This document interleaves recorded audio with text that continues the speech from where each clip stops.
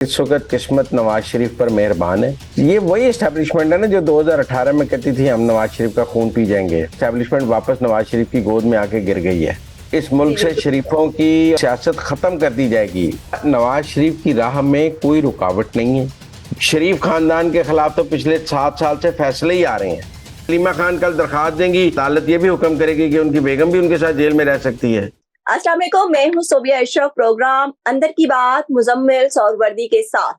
Islamabad high court के 2 रुकनी bench ने आज नवाज शरीफ को अल अजीजिया और एवन फील्ड रेफरेंस केसेस में दरखास्त जमानत पर जो है वो जमानत आज मंजूर कर ली है। और तोशाहाना केस जो नैब में था उस पर भी नाकाबिले जमानत वारंट गिरफ्तारी जो है वो मुअत्तल कर दिए गए हैं और हुक्म जारी किया गया है कि 24 अक्टूबर तक जो है वो नवाज शरीफ साहब अदालत में पेश हो जाएं। अगर पेश नहीं होते तो उनके नाकाबिले जमानत गिरफ्तारी वारंट जो है वो बहाल हो जाएंगे। कल मुजम्मिल साहब ने हमें अंदर की बात बताई थी कि 23 अक्टूबर तक जो है वो जमानत मंजूर हो जाएगी, लेकिन एक दिन आगे हो गई है, 24 अक्टूबर हो गया है। और आगे क्या होगा, अंदर की बात हम जानेंगे मुजम्मिल साहब से। अस्सलाम वालेकुम मुजम्मिल साहब। अस्सलाम वालेकुम। देखो, जमानत 23 तक की है, 24 को तो अदालत में पेश होना है। आजाद तो 23 तक ही है ना, 24 को तो आके फिर अदालत में पेश होंगे ना।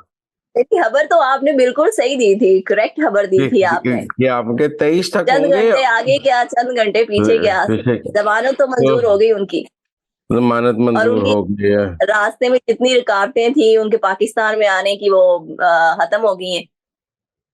क्या है, मुद्दई लाख बुरा चाहे तो क्या होता है, वही होता है जो मंजूर खुदा होता है। इस वक्त किस्मत नवाज शरीफ पर मेहरबान है। और जब कहते हैं जब किस्मत मेहरबान तो फिर मुजम्मिल साहब, किस्मत मेहरबान है, ये एस्टेब्लिशमेंट मेहरबान है। ये वही एस्टेब्लिशमेंट है ना जो 2018 में कहती थी हम नवाज शरीफ का खून पी जाएंगे। आप मेरी बात समझे ना, तो किस्मत ही मेहरबान हुई ना कि एस्टेब्लिशमेंट वापस नवाज शरीफ की गोद में आके गिर गई है। मेरी बात सुने, 2018 में कहते थे 10 साल के लिए नवाज इमरान खान 10 साल का प्रोजेक्ट है और इस मुल्क से शरीफों की सियासत खत्म कर दी जाएगी। हमें लोग कहते थे कि जिसके नाम के साथ शरीफ होगा ना उसका पाकिस्तान में कोई मुस्तकबिल नहीं है। तुझे दसो आज जेड़ा जिदे नाम दे नाल शरीफ है ओदा ही मुस्तकबिल है, बाकी तो सारे रो रहे ने। तुझे हिसाब लाओ ना कि अब जिसके नाम के साथ शरीफ है उसकी लॉटरी निकली हुई है, और जिनके नामों के साथ शरीफ नहीं है, चाहे वो खान है, चाहे जरदारी है, चाहे पठान है, सारे रो रहे हैं कि लेवल प्लेइंग फील्ड नहीं है। लेवल प्लेइंग फील्ड तो सिर्फ शरीफों के लिए है। तो किस्मत नहीं, इसको आप किस्मत नहीं कहेंगे तो क्या कहेंगे कि हालात 5 साल में इतने बदल गए हैं कि किस्मत की देवी मेहरबान हो गई है। अब आप कहें जी एस्टेब्लिशमेंट आ गई है। भाई ये एस्टेब्लिशमेंट उनकी जान की दुश्मन थी, जेलों में बंद किया हुआ था, इनके बच्चों को बंद किया हुआ था, इनकी बेटियों को गिरफ्तार कर रहे थे, इनकी जदादें जब्त कर रहे थे, इनको सजाएं सुना रहे थे, आज मुझे मानते दे रहे हैं। तो किस्मत मेहरबान हो गई ना। पाकिस्तान में आप देखें हालात बदल गए। तो अब सूरत हाल ये है कि अब ये जो जमानत है ये इशारा है कि उनकी सजाएं खत्म हो जाएंगी अगले 2 से 3 माह में। अपीलों में सजाएं खत्म हो जाएंगी, उन्हें पाकिस्तान की अदालतों से क्लीन चिट मिल जाएगी, उनके ऊपर से कन्विक्टेड का धब्बा खत्म हो जाएगा और जितनी उनके साथ जो ज्यादती हुई है वो खत्म कर दी जाएगी। उनको क्लीन चिट होगी अगले इलेक्शन से पहले। पहली बात है दोस्त ये समझे, तो लिहाजा नवाज शरीफ की राह में कोई रुकावट नहीं है। जो हमें ये समझाने की कोशिश करते थे कि मेरा मतलब है बड़ी रुकावटें, आप देखें ना, मेरी और मुबशर लुकमान साहब की शर्त लगी हुई थी और ये शर्त अगस्त में लगी थी कि मुबशर लुकमान साहब कहते थे नवाज शरीफ नहीं आएगा और मैं कहता था वो आएगा। हमारे दरमियान ये तय हुआ कि उन्होंने कहा जी कोई एक डेट तय कर ले, मैंने कहा जी 30 अक्टूबर से पहले आ जाएगा। ये अगस्त में बात हुई जब अभी वापसी की कोई डेट नहीं थी। तो देख लें 30 अक्टूबर से पहले वो आ गए। मुझे कोई इल्म गैब नहीं था, लेकिन एक कॉमन सेंस की बात है कि हालात बदल गए हैं, किस्मत की देवी मेहरबान है, वो क्यों लंदन बैठेंगे। तो इसलिए नवाज शरीफ के हवाले से जो लोग साजिशें प्लान करने की कोशिश कर रहे हैं उन्हें समझना चाहिए कि इस वक्त नवाज शरीफ का सितारा उनके काबू में नहीं है। ٹھیک ہے نا, وہ اس وقت نواز شریف مٹی کو ہاتھ لگائے گا وہ سونا ہو جائے گا, اور جو رکاوٹیں ہیں وہ ختم ہو جائیں گی, جو مجھے نظر آ رہا ہے سزائیں بھی ختم ہو جائیں گی. ہاں ان کے مد مقابل مشکلات میں آئیں گے, جتنی نواز شریف کے لیے آسانیاں ہوں گی اتنی عمران خان کے لیے مشکلات ہوں گی. جیسے جیسے عمران خان کے لیے آسانیاں تھیں ویسے ویسے نواز شریف کے لیے مشکلات تھیں, جیسے جیسے عمران خان اقتدار کے قریب جا رہا تھا ویسے ویسے نواز شریف جیل جا رہا تھا. بالکل الٹا ہے, اب جیسے جیسے نواز شریف اقتدار کے قریب جا رہا ہے ویسے ویسے عمران خان جیل میں جا رہا ہے. جیسے جیسے اقتدار جو ہے وہ نواز شریف کے پاس پہنچ رہا ہے ویسے ویسے عمران خان کی سزائیں ہو رہی ہیں. لہذا فکر کی کوئی بات نہیں ہے, جو بویا ہے وہی کاٹنا ہے. جس طرح خان صاحب آئے تھے وہی جانے کا راستہ تھا, وہ کسی کو نااہل کر کے آئے تھے, ان کو نااہل ہو کر ہی جانا ہے. وہ کسی کو سزا دلا کر آئے تھے, اب ان کی سزا لینے کی باری ہے. لہذا اس میں پریشانی والی کوئی بات نہیں. کل بڑے لوگوں نے کہا جی وہ بایو میٹرک ہو گیا, وہ یہ ہو گیا. میں نے آپ کو کل بھی کہا تھا کہ جتنی عدالتوں نے سہولت کاری عمران خان کی ہے, شریف خاندان کے خلاف تو پچھلے 7 سال سے فیصلے ہی آ رہے ہیں. آپ میری بات سمجھیں, ان کو تو سزائیں دی جا رہی ہیں. ساری سہولت کاری تو عمران خان کے لیے ہے, درجنوں کی تعداد میں ضمانتیں, اور اب جیسے جیل میں سہولیات دی جا رہی ہیں. میرا مطلب ہے کوئی 5 اسٹار ہوٹل کا کمرہ لے کر ہی اس کو جیل قرار دیتے ہیں. جم بھی اس میں ہونا چاہیے, کھانا بھی ہونا چاہیے, واک کی سہولت بھی ہونی چاہیے, جاگنگ ٹریک بھی ہونا چاہیے, نواں ٹریک سوٹ بھی ہونا چاہیے, شہد بھی ہونا چاہیے, دیسی ککڑ بھی ہونا چاہیے, دیسی بکرا بھی ہونا چاہیے. وہ بھائی جیل ہے, کوئی دسے اس ملک کی عدالتوں کو کہ بھائی وہ جیل میں ہے. ان کی تو ایسے سہولت کاری ابھی بھی جاری ہے جیسے, میرا مطلب ہے کہ ان کو 5 اسٹار ہوٹل میں رکھا گیا, جیل کو 5 اسٹار ہوٹل ہی بناتے ہیں. مزمل صاحب, وہ تو علیمہ خان نے درخواست کی کہ انہیں سوئمنگ کے علاوہ تمام سہولیات جو ہے وہ فراہم کر دی جائیں. علیمہ خان کل انہیں درخواست دیں گی کہ انہیں علیمہ خان کل درخواست دیں گی کہ انہیں اپنی بیگم کے ساتھ بھی جیل میں رہنے کی اجازت ملی جائے. پھر عدالت یہ بھی حکم کرے گی کہ ان کی بیگم بھی ان کے ساتھ جیل میں رہ سکتی ہے. یار جیل ہے, جیل کا کوئی مینول ہے, کوئی اصول ہے, کوئی قواعد ہیں. جو باقی قیدیوں کے ساتھ سلوک ہے وہی ہونا چاہیے. آپ کیوں اتنے لاڈ نخر, میں کہہ رہا ہوں وہ ابھی بھی لاڈلا ہے اس ملک کی عدلیہ کا. اس کی اسٹیبلشمنٹ سے لڑائی ہوئی ہے, عدلیہ سے لڑائی نہیں ہوئی.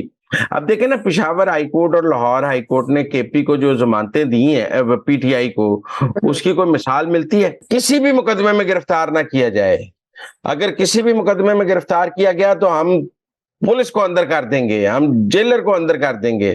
ایسی ضمانتیں کبھی کسی کو دی جاتی ہیں؟ یہ نواز شریف کو ایک ضمانت 24 تک ملی ہے نا, یوتھیوں نے آسمان پہ سر اٹھایا ہوا ہے. آج پشاور ہائی کورٹ کا وہ فیصلہ سپریم کورٹ نے کل عدم قرار دیا نا کہ یہ کیا فیصلہ ہے کہ صاحب کو کبھی کسی مقدمے میں گرفتار نہ کیا جائے, وہ جو مرضی کریں, انہیں کسی مقدمے میں گرفتار نہ کیا جائے. یہ کون سی ضمانتیں ہیں؟ ان کا قانون میں کہاں ذکر ہے؟ کون سی یہ بلینکٹ ضمانتیں تاحیات دے دی جاتی ہیں کہ آپ ان کو نہیں گرفتار کر سکتے, یہ مقدس گائے ہو گئی ہے, اس کو قانون چھو نہیں سکتا ہے, یہ بندہ جو ہے نا یہ مقدس گائے ہے, اس کو قانون ہاتھ نہیں لگا سکتا. یہ کبھی عدالتوں نے ایسے کیا ہے؟ یہ صرف تحریک انصاف کے لیے ہوتا ہے. مطلب آپ نے اندر کی بات بتائی تھی کہ کے پی کے میں جو ہے وہ مفاہمتی سیاسی فارمولہ مولانا فضل الرحمان کی جانب سے اپنایا جا رہا ہے, اور ایک گروپ وہاں پہ بن رہا ہے مفاہمتی گروپ پی ٹی آئی کا. تو اب جو ہے وہاں پہ جو جتنے بھی رہنما ہیں, اب ان کی گرفتاریاں جو ہیں وہ سٹارٹ ہو جائیں گی. آج سے جو سپریم کورٹ نے فیصلہ کالعدم قرار دے دیا ہے پشاور ہائی کورٹ کا. بالکل, یہ سب جن کو یہ بلینکٹ ضمانتیں حاصل ہیں انہیں گرفتار ہونا چاہیے. ان کو ان کے مقدمات میں, یہ جو پرویز الہی کے مقدمے, پہلی پیشی پہ مقدمہ ڈسچارج, پہلی پیشی میں بغیر ٹرائل کے مقدمہ ڈسچارج, یہ سہولت کاری کبھی کہیں آئی ہے؟ کے پی میں اس کو کبھی گرفتار نہ کیا جائے. اس کی طرف پولیس اونچی نظر سے مت دیکھے, پولیس اس کے سامنے نیچی نظر سے گزارے. اس قسم کے حکم کبھی ہائی کورٹس نے دیے ہیں جس طرح کے دیے ہیں. صرف ان احکامات کو ختم کرنے کی ضرورت نہیں ہے.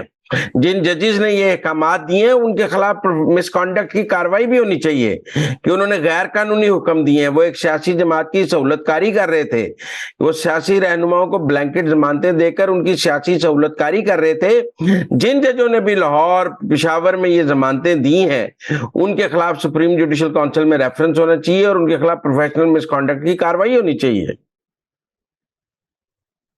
پر مزمل صاحب پشاور ہائی کورٹ کا تو یہ فیصلہ تھا کہ جن لوگوں کو ضمانت مل چکی ہوئی ہے ان کو پولیس گرفتار نہ کرے، ضمانت پر جو کسی اور لوگ ہیں۔ مقدمے میں کیوں نہ گرفتار کر سکتی ہے؟ مطلب آپ کے اوپر کوئی اور ایف آئی آر ہے تو آپ کو کیوں نہیں گرفتار کیا جا سکتا؟ آپ قانون بنا دیں گے جس کے اوپر ایک ایف آئی آر ہے اس کے اوپر دوسری ایف آئی آر نہیں ہو سکتی بھئی؟ اگر نیا کوئی مقدمہ ہے تو اس میں کیوں نہیں گرفتاری ہو سکتی؟ آپ ایک مقدمے میں ساری عمر کی ضمانتیں اکٹھی کیسے لے سکتے ہیں؟ ٹھیک ہو گیا۔ اچھا مزمل صاحب ایک اور اہم پیش رفت جو ہے وہ ہونے جا رہی ہے، میں چاہ رہی ہوں ذرا آپ اندر کی بات بتائیں۔ جسٹس قاضی فائز عیسیٰ جو ہے وہ عام انتخابات اور سویلینز کا فوجی عدالتوں میں ٹرائل کے حوالے سے کیسز جو ہے وہ مقرر کرنے جا رہے ہیں، اندر کی کیا اطلاع؟ دیکھیں میں آپ کو بتاؤں، مجھے یہ لگتا ہے کہ انتخابات کی تو تاریخ 30 نومبر کو الیکشن کمیشن دے دے گا، اس نے عندیہ بھی دیا ہے، لہذا وہ تو کوئی ایسی خطرناک بات نہیں ہے، اس میں حلقہ بندیاں ڈی لمیٹیشن مکمل ہو گئی ہے، اور اگر وہ لگائیں گے بھی تو الیکشن کمیشن بتا دے گا کہ ہم نے ڈی لمیٹیشن مکمل کر لی ہے اور ہم ڈی لمیٹیشن ختم ہونے کے فوراً بعد شیڈیول دے دیں گے۔ تو مجھے انتخابات والے کیس میں تو صرف اتنا ہے کہ کوئی ڈیٹ آ جائے گی سامنے، اور کوئی ایسا نہیں ہو سکتا کہ وہ کہہ دیں گے کہ ڈی لمیٹیشن نہ کی جائے، یہ نہ کیا جائے۔ وہ مجھے لگتا ہے کہ کوئی انتخابات جنوری کے اینڈ یا فروری کے پہلے دوسرے ہفتے میں ہو جائیں گے۔ میں پہلے دن سے کہہ رہا ہوں، جو لوگ کہہ رہے تھے کہ اس ملک میں 2 سال انتخاب نہیں ہوگا، میں نے ہمیشہ ان سے ڈس ایگری کیا ہے اور میں نے کہا کہ انتخاب تو ہو کر رہے گا۔ اچھا، اب دوسری صورتحال یہ ہے کہ جو ملٹری کورٹ والا معاملہ ہے، سیولین کے ملٹری ٹرائل کا، اس کے بارے میں قاضی فائز عیسیٰ کی ایک رائے ہے، اور وہ اس بینچ میں سے اٹھ بھی گئے تھے یہ کہہ کر کے پہلے پریکٹس اینڈ پروسیجر بل کا فیصلہ کریں، پھر میں ملٹری کورٹس کے بارے میں بینچ میں بیٹھوں گا۔ اب پریکٹس اینڈ پروسیجر بل کا فیصلہ ہو گیا ہے، اب قاضی فائز عیسیٰ اس بینچ میں بیٹھیں گے، اور مجھے لگتا ہے کہ کوئی فیصلہ یہ آ جائے گا کہ سیولینز کا ملٹری کورٹ میں ٹرائل نہ کیا جائے، اور مجھے لگتا ہے کہ سپریم کورٹ یہ کہے گی کہ جو سیولین، اب اس میں یہ دیکھنے والی بات ہے کہ جن مزمل صاحب آج جسٹس قاضی فائز عیسیٰ نے خود ایڈمٹ کیا ہے اور ریمارکس دیے ہیں کہ بہت مشکل کیسز جو ہے وہ آنے والے ہیں یہی فوجی بالکل۔ عدالتوں اب میں یہ جو ٹرائل۔ سیولینز کے ملٹری کورٹ میں ٹرائل کی بات ہے، اس میں ایک کیچ ہے، وہ کیچ یہ ہے کہ جی وہ کہیں گے کہ جنہوں نے جی ایچ کیو یا فوجی تنصیبات پر حملہ کیا ہے ان کا ٹرائل ملٹری کورٹ میں ہوگا یا دہشت گردی کی عدالت میں ہوگا۔ تو فوج کا موقف ہے کہ جنہوں نے فوجی تنصیبات پر حملہ کیا ہے ان کا ٹرائل ملٹری کورٹ میں ہونا چاہیے، جیسے ہم نے کلبھوشن یادیو کا ٹرائل ملٹری کورٹ میں کیا، اور بھی کوئی اگر بندہ ملک کی فوجی تنصیبات پر حملہ کرتے ہوئے یا اس کے خلاف سازش کرتے ہوئے پکڑا جائے تو اس کا ملٹری کورٹ میں ٹرائل ہوتا ہے۔ لیکن کیا ہم یہ طے کرنے جا رہے ہیں کہ آج کے بعد جو ہے ہم ملٹری کورٹ سے سیولینز کے ملٹری کورٹ میں ٹرائل نہیں ہوں گے، تو پھر جو کوئی فوج کے خلاف سازش کرے گا، پاکستان کے خلاف سازش کرے گا، تو اس کا بھی نہیں ہوگا۔ یہ ایک مشکل کیس ہوگا قاضی فائز عیسیٰ میں، لیکن میرے خیال میں اس میں ایسا ہو جائے گا کہ جو کور کمانڈر کے گھر والا اور جی ایچ کیو والا ہے، کچھ کیسز ملٹری کورٹ میں رہ جائیں گے، اور کچھ کیسز کے بارے میں جیسے عسکری ٹاور والا ہے اور کچھ مقامات ہے، ریڈیو پشاور والا ہے، اور دیگر جو کیسز ہیں وہ دہشت گردی کی عدالتوں میں چلے جائیں گے۔ لیکن بہرحال قاضی فائز عیسیٰ ملٹری کورٹس میں سیولینز کے ٹرائل کے خلاف رہے ہیں، اور مجھے لگتا ہے کہ وہ اپنی اس رائے پر قائم رہیں گے۔ اب بینچ کیا بنتا ہے، بینچ کے باقی لوگوں کی کیا رائے ہے، یہ دیکھنے کی بات ہے۔ تھینک یو سو مچ مزمل صاحب کہ آپ نے ہمیں اندر کی خبروں سے باخبر کیا۔ اس کے ساتھ ہی مجھے اجازت دیں، اللہ حافظ۔